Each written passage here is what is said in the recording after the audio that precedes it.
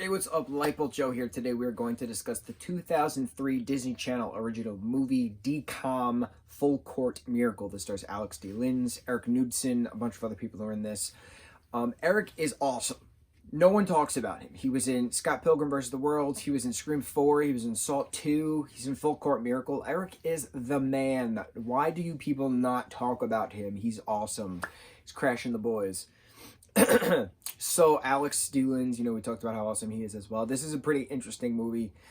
It's based off of an actual story, and it's pretty interesting. And I keep saying that word because Disney normally doesn't do religious stuff.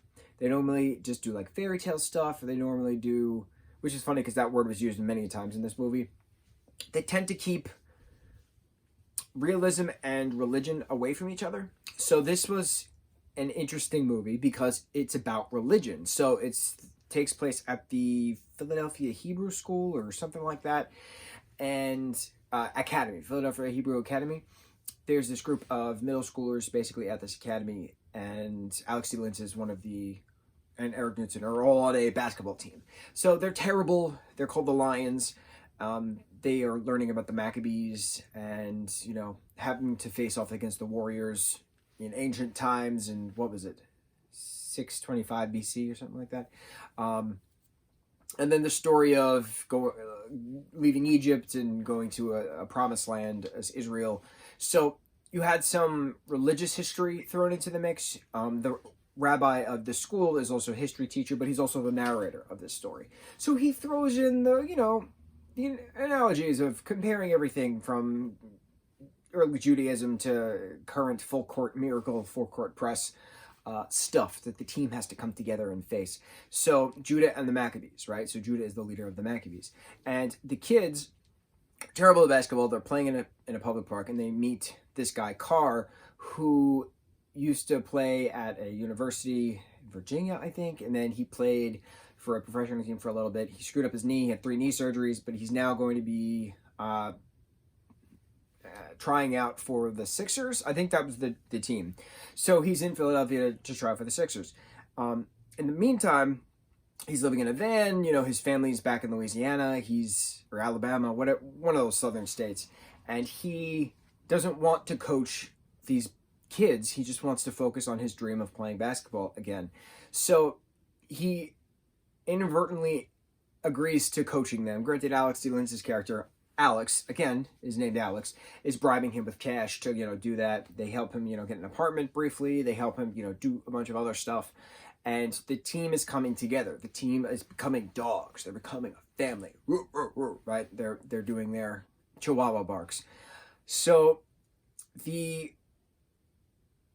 reflection of Hanukkah, of the 8 nights of lighting a candle, because the oil for the lamp lasted 8 nights. It was only supposed to last 1 night. That was in a cave. I don't know. I'm very rusty on my Judaism history, my Judaism mythology. I don't know the terms. I don't know the stories all that well. All I know is what I've been told in Rugrats, 8 Crazy Nights, and this movie. That's really it, to be completely honest. I know Hanukkah is about 8 nights because a lamp lasted 8 nights worth of fuel, and it only had 1 oil, and it only had 1 night of oil, something like that. So in this movie, this version there's a basketball tournament going on. Now, this came out in 2003. High School Musical came out in 2006. So it's very interesting seeing a pre-High School Musical Disney movie again, like knowing how popular High School Musical is, and that's a Disney basketball film. So it's pretty interesting how it's a sports musical. This is not a musical, but hearsay. So the basketball tournament is happening at this Hebrew Academy. Thunderstorm knocks the power out. There's only so much fuel left in the generator, and the guys have to play the game until the fuel runs out, and then they see who wins, the Lions or the Lions or the Warriors. The team that they're facing is actually the Warriors. So it's all foreshadowing from the beginning of, the Maccabees facing the Warriors in 625 BCE, and now the Maccabees are the Lions facing the Warriors in a basketball game. So they're playing, and then they win because the fuel lasted longer than it was supposed to. So it's the whole, Hanukkah miracle type of thing, full court miracle. And Coach Carr explains, he has a different dream, that his family is now with him now, that they flew up. So he's going to coach full time at the academies. So that way everybody can play basketball. They can still remain a team. They can still remain a family and live that full court miracle. So it's pretty interesting, throwing in the different Hebrew prayers, throwing in the different religious aspects of the history of, Judaism. But it's I don't know. I don't know another word aside from interesting, because it's a Disney film. This is a Disney Channel original movie, and it was all about Hanukkah. And it was all about, religion and what you should do about it, belief and stuff like that. But thrown in with basketball and taking chances and belief and being proud of yourself and being proud of others and fighting for what's right and fighting for your family, fighting for your friends, fighting for freedom, things like that. So cool. This is what, 17 years old, this movie? Long time ago.